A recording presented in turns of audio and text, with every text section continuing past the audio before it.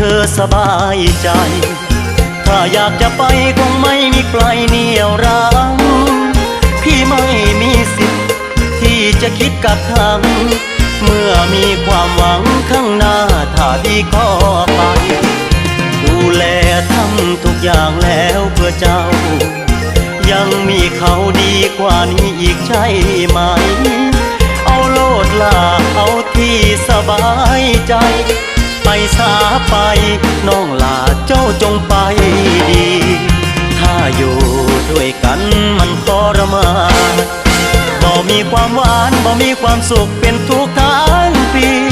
อ้ายยอมหลีกทางเปิดใจให้เจ้าเต็มที่แต่ยังจำ